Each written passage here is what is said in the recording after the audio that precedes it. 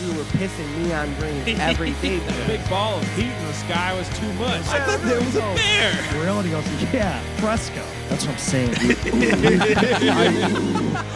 Hey, everybody. What's up, everybody? Welcome to StouryTime. Hey, everybody. Welcome to StouryTime with Jon and Friends. I'm your host, Jon. Today, we have another great episode for you. Please welcome my guest and new friend, Jared Russell from the band Chlorine. Jared, thanks so much for coming on the show. Thanks for having me, Jon. I'm stoked to be here. Absolutely. Hey, Stoked everybody. to have you.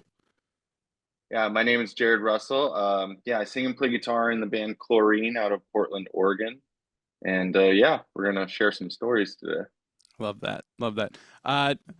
Jared, what do you do, when you're not touring and gigging?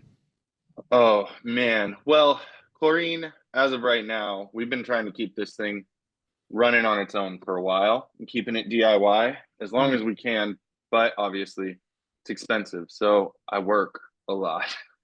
And I work like 2 or 3 jobs when I'm not touring to be able to afford the band and make the band work. And now more than ever, it's more expensive to be in a band now than it ever has been, I feel like. But yeah, that takes up a ton of my time. Other than that, it's skateboarding. I've got a dog, Diego, and spend a lot of time with him. Hell yeah. What kind of dog is he? He is a blue-nosed pit bull. I rescued him out of a dumpster when he was like 7 weeks old. Wow. And he is 8 now. So we've had quite the journey together. That's and awesome. He's the best, yeah.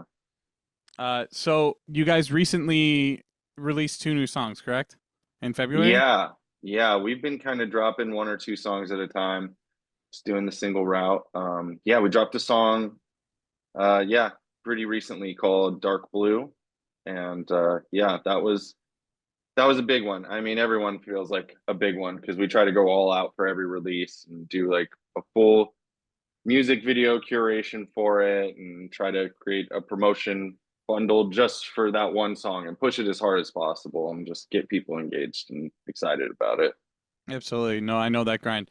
So you were saying you have 3 jobs. What is it that you do? Do you mind me asking? Oh yeah, no, bartend, I'll scrub roofs, work in kitchens. I worked in Whatever kitchens you gotta forever. do. Yeah, honestly, man. Yeah, whatever I gotta do. Yeah, when I used to tour, it's been years since I've toured. But when I was touring heavily, I was doing about the same thing. I was working 3 jobs. It's the grind. It never stops, especially when you're a band trying to make it. So, Yeah, man. More power to you, man. Better you than me at this point in my life. Yeah, I'm tired. I feel like I've lived 2 lives already, but I'm still having fun, so I'm gonna keep doing it. That's great. What are some of your guys' major influences when you're, writing your music? Oh man, it's such a funny question because like it could literally be anything. I feel like when it comes to writing for me, I really don't know if my process is that much different than other people's, but like I'm never not writing. Like my phone is just absolutely filled with voice memos. Mm-hmm. Just I'll be at work, a melody pops into my head, and most of them are completely inaudible. I can't understand what the hell I was thinking at the time, but every once in a while it works, and I'm able to like come home, sit down with my guitar, and like work it out. When it comes to bands, I mean, we definitely lean into some influences of groups that we grew up with, like Smashing Pumpkins or Soundgarden. And then a lot of like the 90s Fat Records stuff is a huge influence as well. But modern day pop as well. I mean, the new Charlie XCX got me really stoked and inspired. Like it, honestly, man, it could be anything. That's great. So I was doing a little research on you guys and everything, and I came across the Novocaine music video. What was that like filming that? That video in particular was so much fun. Every video we kind of do ourselves. So we wanted to go full early 2000s vibe on that one. Mm-hmm. We bought like inflatable see-through couch. We got the see-through telephones. We've got an N64 in the back. And we're doing one member at a time playing the song while the rest of the members are in the back playing GoldenEye or writing in Lisa Frank notebooks. And then the whole video ties up at the end and we're getting slimed, which, oh man, I after we shot that, I was like, I'm never doing a messy video again, which I know is a lie. But dude, we laid down so much tarp to like catch this shit. And I made all of that slime in my kitchen sink. Like watched a bunch of like YouTube recipes for making slime What slime. was it made out of? I guess is mostly like flour, water, and then a little bit of yellow and green dye. Okay. And then a weird one was baby shampoo goes into it. I guess to get kind of that slimy, sticky consistency. Hmm. But I will say it sat in my car for a little bit while we were filming the rest of the video, and I got it out, and it was pretty warm. And the slime smelled identical to semen. I can't make it up. Like we opened it and it just like filled the whole room, and we were just like, sick. This is about to be dumped on all of our heads. Everybody was in like, slow this motion. smells familiar. I know this smell. Yeah, what is that? Can't quite put my finger That's on hilarious. Yeah, so I feel like it took longer to clean up than it did to actually shoot the video. But that one, yeah, it was so much fun and just simple. I feel like simple is kind of the way to go, but like put everything you've got idea wise into it. Yeah, it's like the less is more, kind of saying. Yeah, For sure. 100%. Still entertaining though. Yeah. Very cool. So what is, you kind of touched a little bit on your writing process. When you come up with an idea and you put it in your phone and then like you actually end up using that, or it's audible and you can use it at home. Do you write a full song and then bring it to the band? Or are you like, oh, I just have this riff, let's build off of that? Kind of depends on the song, and like how far I've gotten into it. Because I mean, yeah, so I have a full like little studio Pro Tools setup at home that I will do like full demos with, and I'll write everything to it. Always starts with a melody, and then I build everything around that melody. And yeah, lyrics are absolute last because I want to like actually spend time on them and really sit down, and that can kind of change stuff. But usually, yeah, the song will be about 70 to 80% done by the time I bring it to the band. And then we sit down and we kind of hash it out, and everybody kind of gives their input. And we just kind of go into it from there. But yeah, I will have like a full demo to send to them and be like, all right, learn this, let's get together. But we practice 2 to 3 times a week. So we have the time to really put as much effort as possible into the songwriting process. That's great. Is there any songs that like just kind of fell into place that it just, happened real quick? Dude, it's funny. I feel like some of the I don't want to say technical because I don't really know how technical we actually are, but some of the ones that have more intricate guitar parts or like crazier vocal parts, those ones feel easier to write than the simple catchy ones.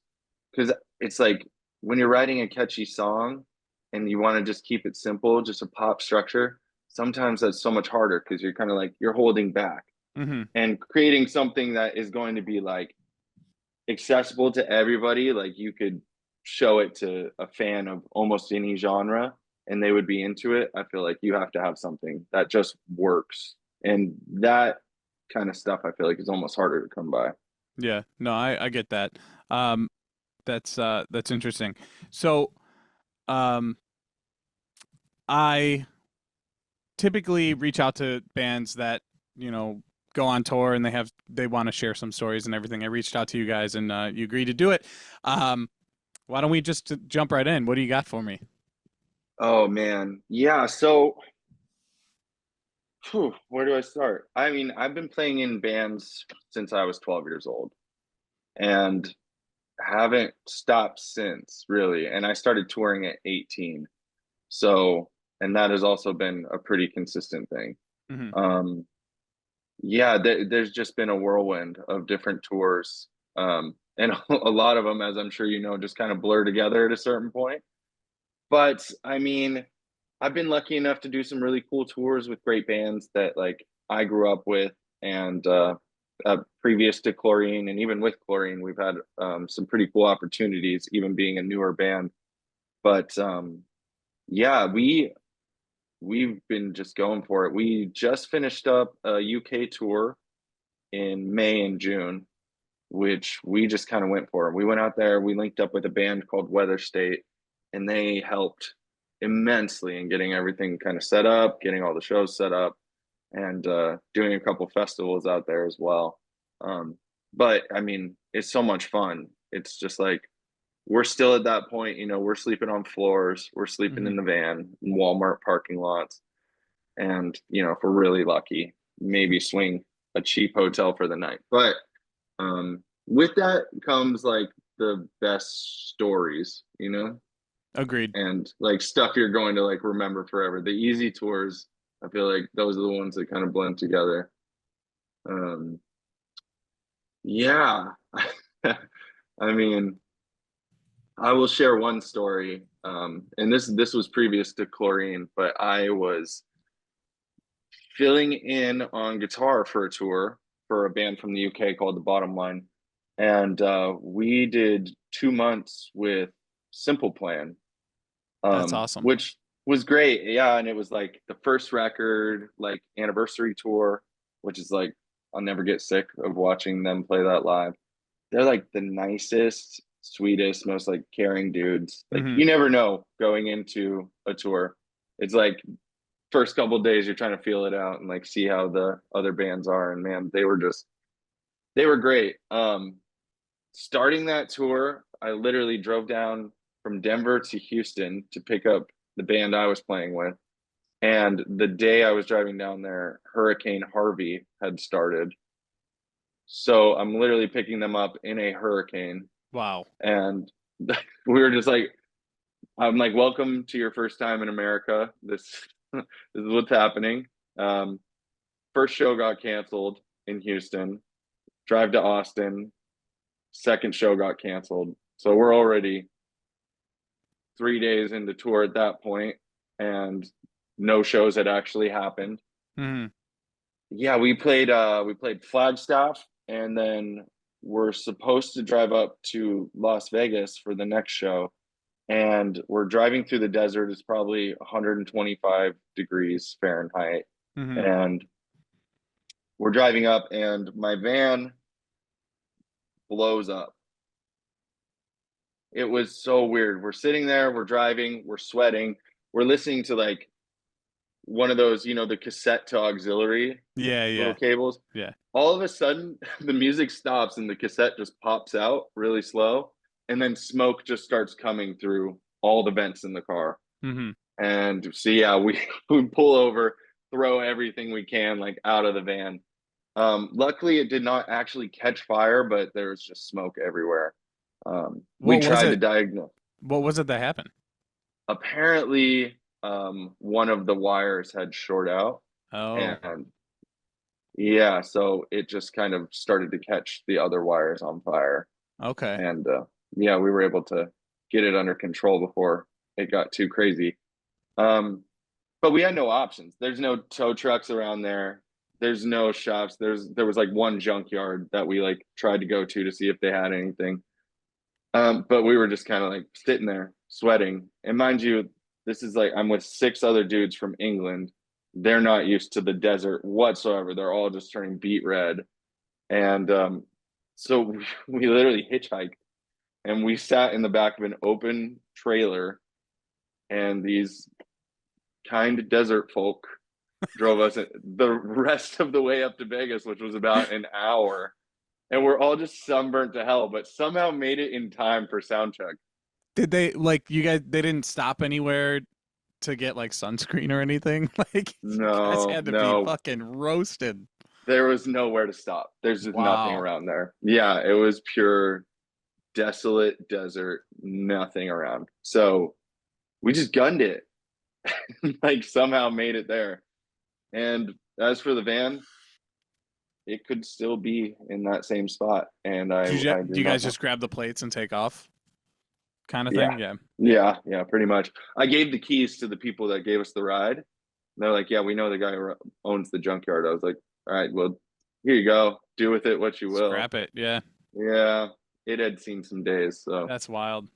yeah. So like I've had quite a few breakdowns on tour, and that shit is the worst. What did you do after that? Like, did you find another van? Did We you ended up rent one? renting a 7-person minivan, and we had Okay. 7 people. So we all sat So it was real snug. close to each other for the rest of the month and a half we had left of the tour. Wow. That's wild. Yeah. We once borrowed a van. We did a full US with another band from I'm from Buffalo, New York. Okay. A band called A Fortune and Fame. Mm-hmm. They're like they were a pop punk band. And they're from Syracuse, and we all went in one van. So 9 dudes in one van pulling a trailer. Oh man. Dude, great experience. Love every one of them. Like, one of them stood in my wedding. Like, great people, backed hard. But I shit you not, we had the day before we left. So in Buffalo, we have these things. Do you guys do beer blasts? Do you know what that is?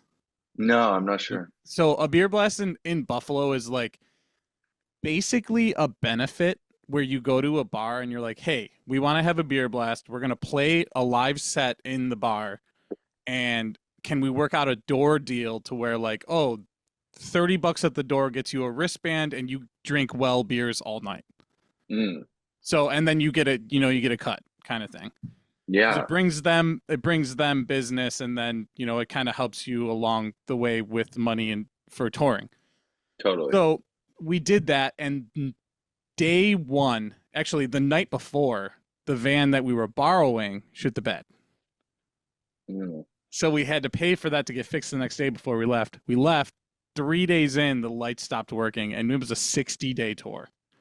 So if we made it there on time, like if we made it before the sun went down, we played the show. If we didn't make it before the sun went down, we just had to find a Walmart and sleep. So yeah, it was the dumbest shit ever. But it was, it's an experience. I have plenty of stories from that tour alone. Totally. I mean, yeah, that's why we're sitting here talking about those memories specifically. Exactly. Yeah. So did you guys have have you had any other experiences with, like, maybe a near death experience from driving the van? I mean, not entirely. There's one tour where we're driving. It's like in the middle of the day. We've been going all night, and we're all just like kind of half asleep. Co-pilot's falling asleep. My guitarist is driving, and all of a sudden we just hear a bang, and we all like wake up, and he had just like bumped into the back of a semi.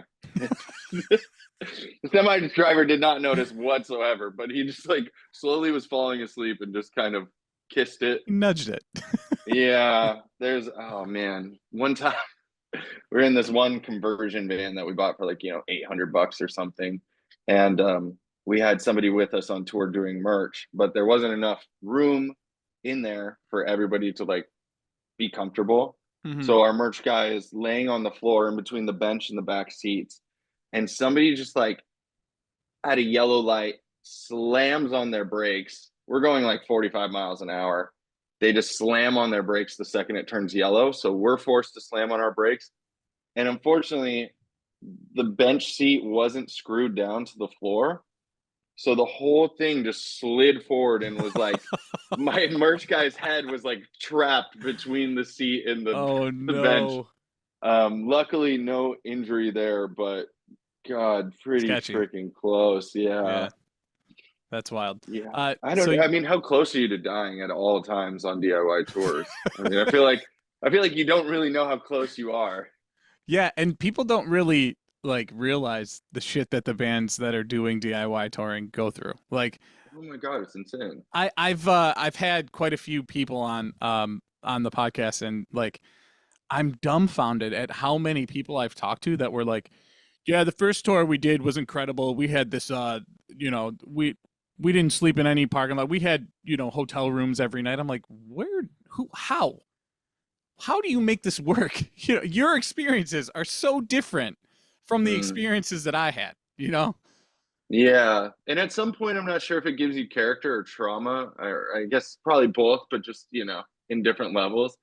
But I Yeah. am like I'm grateful for it, because I've had so much fun doing those and been able to do really cool shows that I would have never imagined playing in random abandoned places. Or I got to do Bowl Bash once at Skatopia, if you're familiar with That's that. sick. It was insane. We did have a booking agent at that time, and I had told him, I was like, please, I want to play Skatopia. It's right along the route. They're doing Bowl Bash. I Mm-hmm. want to do it. And he was like, after like a week, he's like, yeah, I can't get a hold of him. Sorry. I don't know. And I was like, I'm just going to go look. And I went on their website, scrolled to the bottom. There's a phone number right there. I called it. It's the owner, Bruce. I was like, hey, man, can my band play Skatopia for Bowl Bash? He's like, yeah, okay, I don't care. That's sick. That was it. What band was that? Was that Chlorine? No, that was my previous band, Head Injuries. Oh, We okay. were out of Colorado, yeah. Also a pop punk band, but yeah, I'm sure there were plenty of near death experiences at Skatopia. Yeah. Oh, Um, especially there, man. yeah, but again, kind of blurs together a little bit. Yeah, for sure. So on that Simple Plan tour, what were those shows like? Were they huge venues? It's funny, as the tour progressed, the venues got bigger. Mm-hmm. Yeah, definitely starting off along the West Coast, fairly big venues, definitely bigger than ones I had played before. Mm-hmm. But the second half of the tour was Canada, which they're from like Eastern Canada. And the further east we got, the bigger the venues got. By the time we got to Quebec, it was like massive, like opera houses. Yeah. And those were the shows where I would get up on stage and be like, what the hell am I doing here? This is crazy. Yeah, that's wild. For sure. And then as far as you mentioned you guys did a tour recently in the UK. What was that like? It was good, man. Surprisingly little issues, and especially like just going over there. There was a little bit of forgery committed. I made us some fake media Allegedly. passes. I allegedly made us some fake media passes that just said that this airline approves our gear being put on board with no extra charge.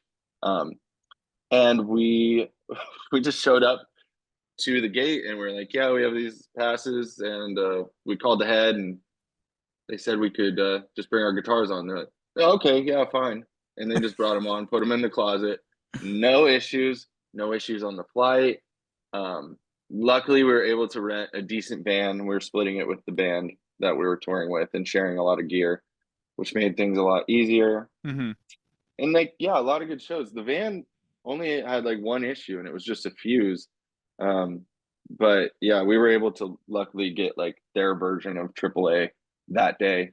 And the dude came out, and we were in like Wales. So, and he was speaking half English, half Welsh to us. Okay. So I'm not sure what he said, but all I know is I walked out and he was in the fuse box and just taking out each one and smelling it. He's like, and then he just looks at me and goes, I don't know. And I was like, yeah, cool. And then he replaced it, and then everything worked again. Yeah. It was the easiest issue you could possibly have. Super grateful. How were the turnouts for those shows? There was good ones and bad ones. I feel like, like I said, being a newer band, you don't know what to expect, especially going and doing an international tour. Oh, for sure. Seems a little crazy to do, but we got asked to play a festival out there called Teddy Rocks Festival, Mm-hmm. which a friend of mine puts on. It's an incredible festival and has like grown the past, I think, 8 years they've been doing it. Started off in a pub as a cancer benefit. His little brother died from cancer, so he started this festival in his name to just raise money for this. And they've had insane acts show up and play, like Fratelli's, The Darkness, Feeder, like so many great bands have played this festival. And when he asked if we want to do it, we were like all on board. We're like, whatever it takes, let's do it, and let's book a little 10-day tour around it, and let's just go see how it looks. And I mean, I had a little hope because I did, I looked on our Spotify, and it'll tell you like where your most played cities are. And I think Yeah. London is like number 3 for us. So I was like, you know what? Let's see how it goes. And like, yeah, surprisingly, people showed up to see us. That's And awesome. that was such a cool feeling. That is awesome. So when you were over there, did you guys do anything like what was there anything like really cool that you ended up doing, maybe not related to music or like that, on an off day or anything like that? Definitely. Yeah. We first date was in Brighton. So we went and checked out the Brighton Pier, and they have like a Mm, full like amusement park on there. So we were like messing around and getting on rides. And then yeah, we played that Brighton show. Um and then we went out, there was like an emo night going on, and we like went there. Um we ended up playing an interesting game with some of the locals that I guess I don't know if it's actually a thing or if they just made it up on the spot, but it's called One Up. And they're just sitting across from us, and one of the girls at the table puts her leg behind her head. And then my bassist, for whatever reason, was like, I gotta do that too. So he does it. And then they start doing other weird stuff and like, playing quarters or flip cup yeah. or something. And then it's just we're one upping each other. And then it just escalated to the point where I was just like, I looked at my drummer and I was like, you know what we gotta do? He's like, yeah. So him and I just start making out violently. And the guys at the table next to us weren't willing to do that. So You they all won. just started applauding us. And they said, we won. And I said, what's this game called? And they said, One Up. And I was like, cool. I'm not sure if I won or lost, but That's hilarious, man. That is too funny. I had a follow-up question. I forgot what I was gonna ask. Oh, okay. What? So, dude, these like emo nights are popping up every. What's your take on that? It's kind of weird, don't you think? I mean, so we do a lot of stuff with the Emo Night LA folks. Oh, okay. And even on our last West Coast tour last year, we went and played their emo night. Kind of booked our whole California dates around that. Hmm. They've kind of like slowly become friends of ours, and anytime they do the emo nights up here in Portland, we help promote it. We played the ones up here, and yeah, I mean it was cool because like literally the night before we're playing in Berkeley to like I don't know, probably 15-20 people, and then the next night we're at the Avalon in Hollywood playing up in the upstairs venue to like 1,000 people. Yeah, It's just night and day. But I mean, they're fun. I feel like that's my main takeaway from it is like people are showing up, they're having fun. I feel like it's connected a whole community that hmm, maybe wasn't as connected before, or a lot of people didn't want to admit they were into this music early on, and now it's cool nostalgia, so everybody's into it. yeah. But It's like, weird. why It's not? it's weird that it's like being cashed in on because it's like when I was, in the 90s, I was listening to, Sunny Day Real Estate, Texas is a Reason, all these bands that like Hmm. the Get Up Kids, all these bands that like there wasn't it wasn't like nearly as big as it is now. Now it's like it's cool. It's cool that it's happening, but it's so weird that it's like, oh, emo night's going on tour and it's coming to Right, your yeah. city and you're like, wait, what? How is that a thing? It's crazy. That it just blows my Yeah, mind that it's like it's come to the point where now it's the cool thing. You know what I mean? totally. Yeah. Yeah, I feel like when you look back at stuff in hindsight and you're like, man, maybe that time was cool. And maybe some people feel like maybe I missed out on not like really getting into all this music. And now Yeah, it's their like this is their opportunity to, because now it's like a club vibe. You don't actually have to go and see bands. for sure. Yeah. So I mean, I don't know. It makes sense. I feel like especially with Emo Night LA, they put a lot of work into like also helping newer bands like us and stuff like kind of get exposure. So Mhm. it's not just a one-sided thing. I feel like they're also like giving back to the community a little bit, Yeah. and to the music scene. So yeah, I've seen nothing but positive stuff coming from it for sure. Yeah, agreed. Same.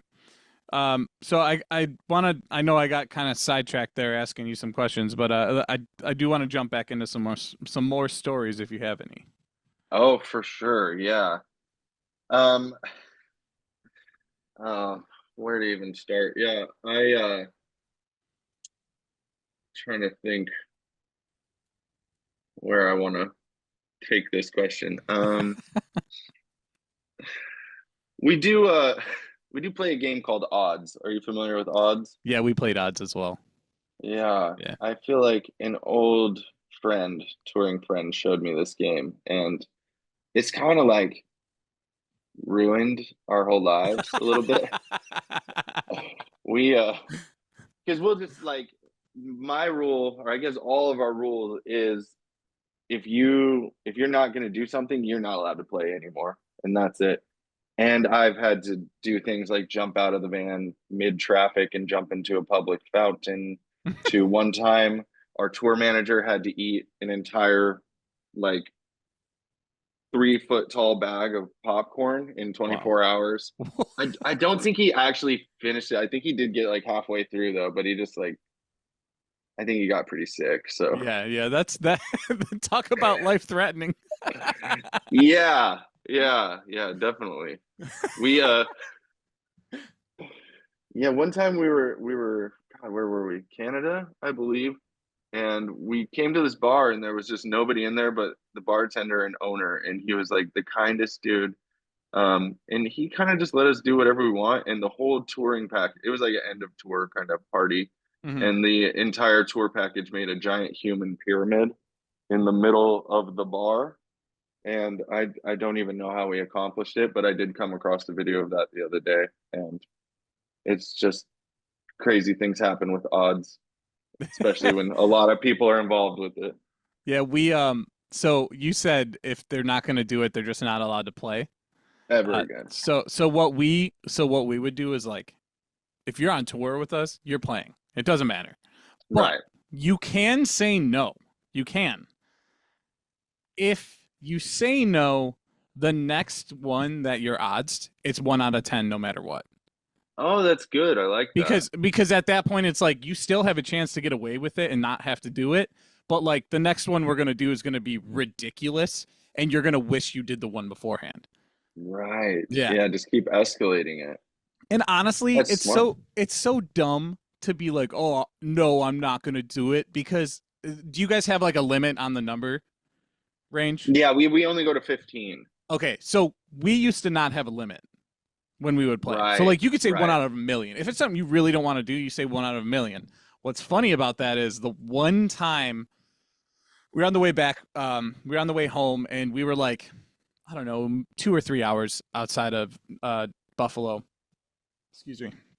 And it's like 3, 4 in the morning, super late. We were just driving through the night because we're like, we just want to get home. It's been, a couple weeks or whatever. And our guitarist we're at the gas station. We all get in the van and we're about to pull out. We like pull up to the intersection to get back onto the thruway.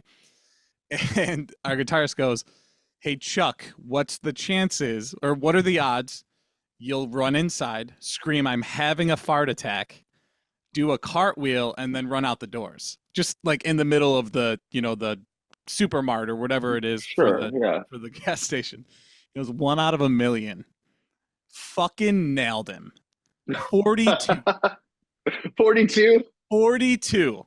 I'm like, dude, you have the numbers are endless, and you chose 42. 42. That's one of my favorite incredible. memories. I have a video of it. It's really funny. It's just he walks in and there's probably like 4 or 5 people in there. It's super late, and he just goes, I'm having a fart attack.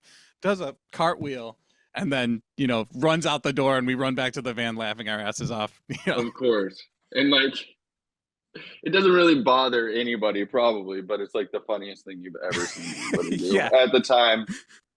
It's just stupid. I feel like it's just stupid. I'm debating telling this one. See if I want to keep this in, but okay. I will share the worst one I've ever had to do. And I'll leave out any gritty details, but I had to catch a flight. We were staying at a friend's house, and we had to catch a flight out.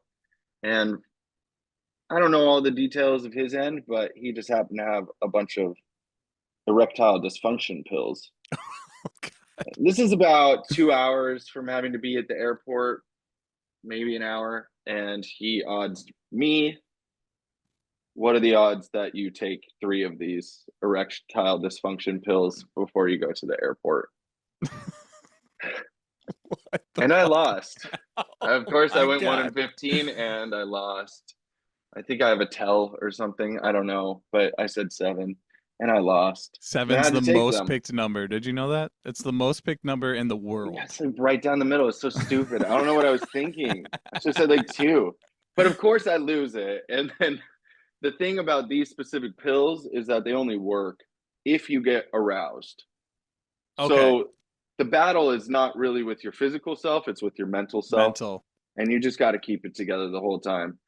And like the only other detail I will give is I didn't realize until I got there that I had a middle seat, which makes it so much worse. But that is by far the worst one I've ever had to do. That's wild. We also used to play this game called the sandwich game. Have you ever heard of that? I hate the sandwich Dude, game. everyone hates the sandwich game. No one enjoys it. Everything's a sandwich. You played it as if it could be any kind of food, but if you acknowledge anything. it as if you a sandwich, didn't say this is not a sandwich, then you're just fucked. right. I guess Yeah.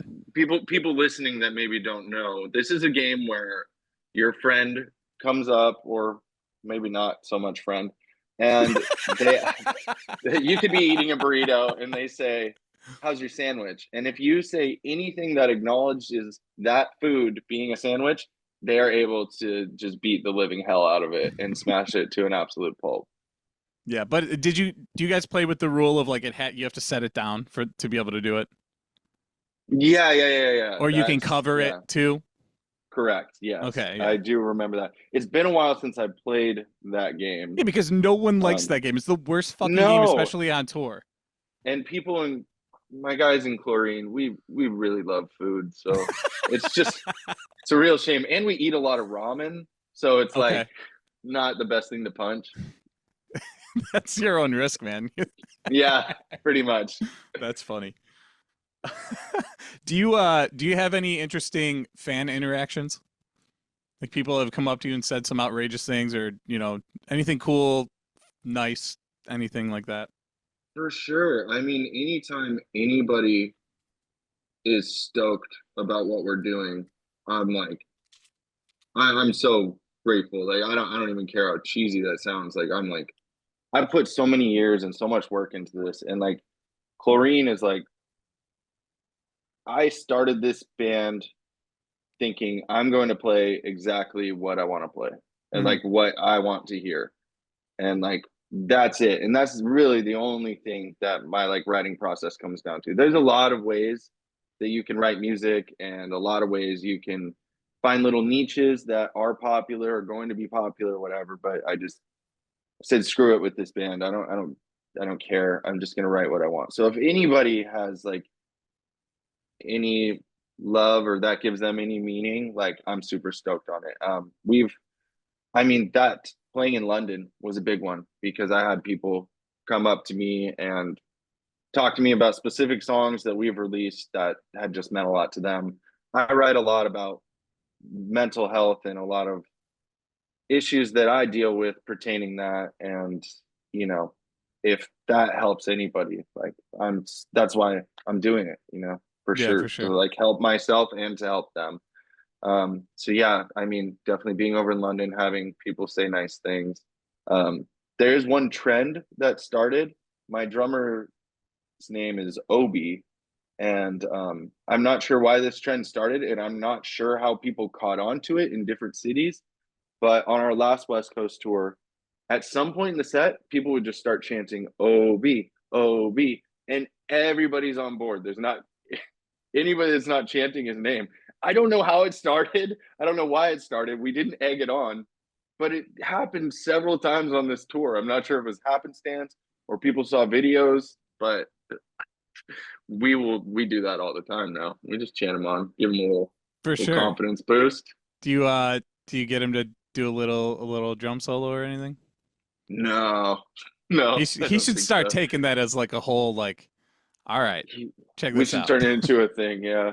Have a backtrack going, get people started, give him his moment. That's funny. What are you guys listening to in the band? Oh, dude, it's funny. We all have like our own little niches of music that we definitely like gravitate more towards. But there's like certain bands that we all 100% agree on and all like love. Number one is going to have to be System of a Down. We Hell yeah. listen to a lot of System of a Down, a lot of Slipknot. We listen to a lot of new metal, I guess. But yeah, we all just like really agree on those bands. I will make the band listen to a lot of poppy stuff like Charlie, or also I listen to some symphonic metal, some Cradle of Filth.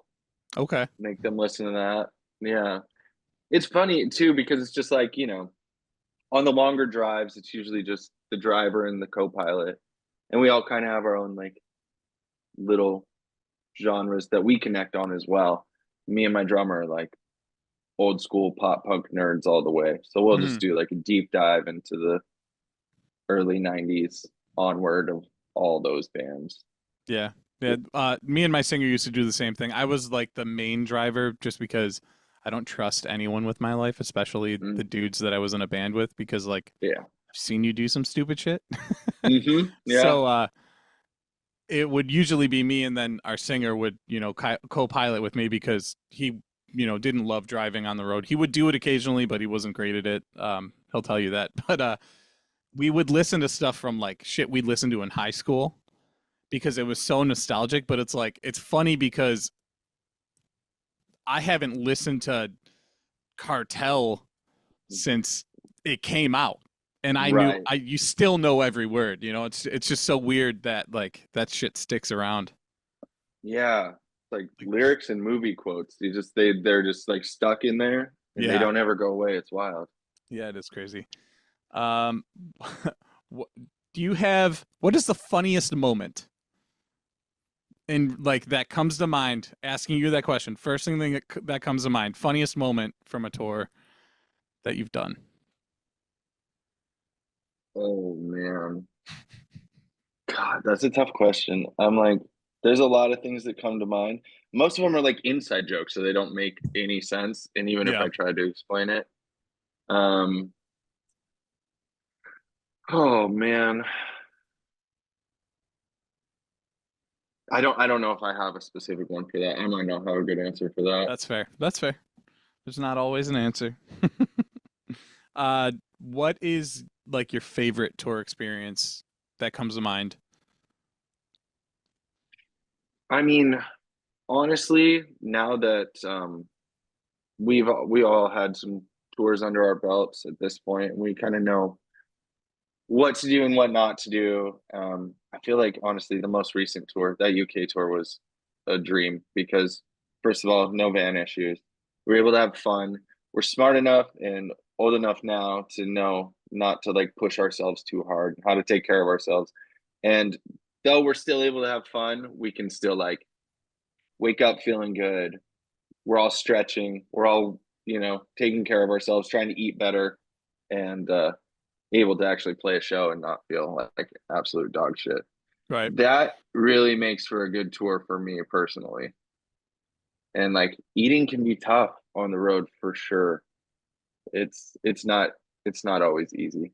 Do you give yourselves a per diem, or are you just kind of what you guys make from the shows goes into the band fund and to get to the next city kind of thing? Kind of depends on the tour, honestly. I mean, yeah, if there is room for them, we do per diems, but honestly, the more regional ones, we're just kind of like, just put that in the band fund. Let's just keep this thing rolling so we have a little bit of bank in case anything goes wrong. And like I said, we all work full-time jobs. Like none of us come from money. So we're just like, we save up for these tours. We know what we're getting ourselves into. And yeah, I mean, the band's always pretty much on the same page as well when it comes to going out and eating, which is nice. Yeah. Have you guys done the Chipotle trick? It's not really a trick where you call and just tell them you're a band, and some of them will just comp, meals for everybody in the band. Totally. Yeah, definitely done that before. There's also there's a burrito place in Colorado called Illegal Pete's, and they do kind of a similar thing. So I know we did that on the last tour. back in the day when there was a lot less money going around, we would do different kind of stuff to get food. Mhm. Like one person walks into a hotel that has a breakfast and then let everybody in the back Mhm. and then get a little breakfast and then just leave. We were Yeah. not staying at that hotel. Allegedly. Allegedly. I've been there. That's barely illegal. Listen, that shit, it just gets thrown out anyways. And let's be real, the only like good food is either the stuff that was like pre-made or Mhm. the Belgian waffles. Yeah, exactly. And I do remember we only did that once, I remember, but I do remember there was like bagel and this cream cheese that they had was like ridiculously thick. Mm. And I don't know which one of us it was, but one of us took a bagel and like put it cream cheese side down on the hood of the van, and it stayed on for like 2 states. Wow. Yeah, it was like 3 days that bagel was on there. It was really impressive. That's wild. Let's see. What are your guys' goals as a band? Yeah, right. I don't know, man.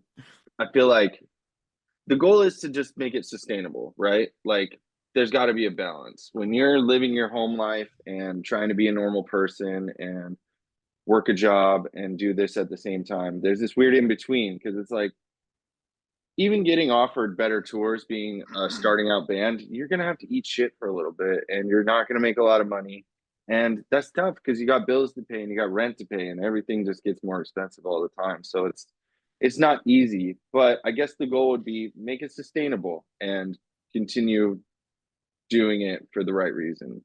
So, I mean, if I'm able to do it and like pay my guys enough to make it worth it for them to be out there playing music with me and people give a shit about it, like that's the goal. Like I don't have any grandiose visions of bands being like big anymore. I don't really know what that even means at this point. Because things are just, they're very different from how we grew up seeing Mm-hmm. bands blow up out of nowhere. Not that it doesn't happen, it totally does, but it's just like I don't know if that's for me anymore. At Right. this point. I want to be able to do it because even if I wasn't touring all the time, I'd still be like writing music. And Mm-hmm. like I don't know what I would do if I wasn't doing that. So For sure.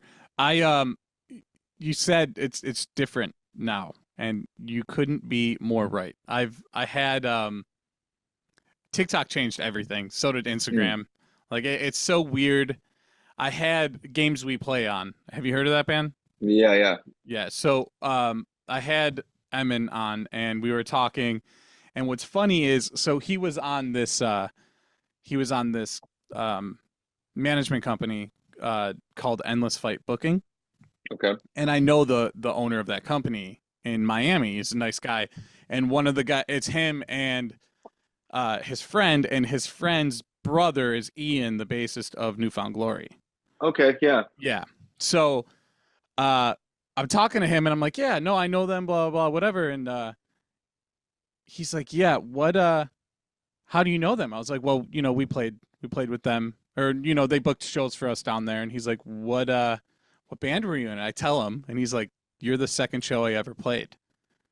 And I was Wild. like, wait, okay, you were the little kid. He's like, yeah, I was 14. So this dude, he's now, playing at the level of like, he just did a couple of dates on that Fall Out Boy tour, Right, yeah. opened for them at MSG, like all this crazy shit. But it's because he was explaining his TikTok went viral overnight one night. He said he posted Right. something and it went viral. He woke up the next day and his song was trending and it was the #1 song in the world, he said. Like overnight, he woke up and he's like, what is happening? Right. And then like he's actually one of the ones where I'm like, I was referring to saying like his touring experiences are so different because he was young, made this happen. He's still a pretty young dude. He's in his 20s, but he he got it to go viral. Now, he's got labels that are reaching out and they're bidding war on him. He signed a field by Ramen and whatever Pete Wentz's label is. It's like DCD2 or something. Yeah. And now he's just, throwing on all these crazy toys, but it's like, you just need that one viral thing to make it happen. And it's like nearly impossible, but it's changed the music industry completely. Oh yeah, absolutely. I feel like there's a place for everybody on there, but it's interesting, like watching things like that happen, because it takes nothing. And it's funny because it's like TikTok is a music based app, like it's made for music, Right. and yet it feels so hard to make it work for that. And it's a lot of it's a lot of paying and dishing out money to these corporations and like just kind of feeding into it. But I also feel like it's silly not to use it or to be like anti that, because it's like there's always been stuff like this. Like, oh, for sure. MySpace. It's just changed forms Yeah. and it's become more accessible, and making music has become more accessible. So that creates oversaturation. So I don't know. I guess my takeaway from it is like, you want to beat the oversaturation, kick ass, write good songs, For and sure. and don't stop, because you don't know it. One day it's like overnight, and then things are out of hand for you. Yeah, You and don't even know where to it's take consistency too. You gotta, just continue to push your shit. Like, he still is pushing his TikTok like crazy, and because of him doing that, his songs do have, hit the billboards at certain times because of that. And that's crazy to me that it's like an app. A it. Right. social Yeah. media app has caused this to happen. It's nuts. Yeah. For sure. And I mean, Chlorine's not the best at it, but we put effort into our content, but Mhm. it doesn't feel that foreign to me, because even back in the day touring in my early bands, I'd always make like tour vlogs and stuff. Those were like kind of a thing back in the early days of YouTube. I'm really dating myself, but like, I love doing video editing. I love making that stuff. And we still do that. I feel like doing trends and stuff, maybe that's not our route, but we'll use it as a tool to still promote what we're doing and like keep it engaging for people that are paying attention. Yeah, for sure. I'm pretty sure I came across one of your guys' reels, and that's how I, reached out to you guys. So Totally. Yeah. doing See, something that's right. how it works. Doing something right. All right, man. I appreciate you coming on. I have one more question for you, then I'll turn it over to you to do any promoting you want to do. What is in the future for you guys? So thus far we've only released one EP and then 4 additional singles past that. I'm working on album 1 right now. And as for the details or release of it, I have no idea, but I am in the writing stages of that. And I'm really excited for it. The whole band is really excited for it, and feels new, feels fun. So that's on its way. And then, we're getting back out on tour in October. We'll be doing another West Coast run, and working on some more international stuff for next year as well. So trying to stay as busy as possible for sure. But hopefully the future holds bright things, and we're just going to keep pushing until we see it. Absolutely. Are you guys going to shop the record? It depends. It kind of depends how we go about it, and also the timing of it. We're working on a lot of stuff right now and trying to get it. I feel like maybe record label I'm less concerned about than maybe getting on some solid tours. That's more our focus right now. I Absolutely. want to push it like on the road. I want to push it live as well as pushing it digitally. So I mean, we will see how it goes. But it's all going to be timing at the end of the day. Absolutely. All right. Well, Jared, I appreciate you coming on. If there's anything you want to promote, social media, anything like that, now's the time. Totally. Yeah, dude, thank you so much for having me. This is a blast. It Absolutely. was really nice meeting you. Yeah, so hope y'all enjoyed this talk. Definitely feel free to follow us. We go on TikTok and Instagram as This Is Chlorine. and you can find us on Spotify and all streaming services that you may have. And we will be around for sure. Very cool. Again, thank you so much for being on. Everybody, thank you so much for sticking around, listening to the episode. Everything he's got going on will be down below in the description, all the links to follow the band and everything like that. Make sure you go see them on tour. If they're coming to a town near you, give their music a listen, support the band, do whatever you can, tell a friend. Yeah, we'll see you next time.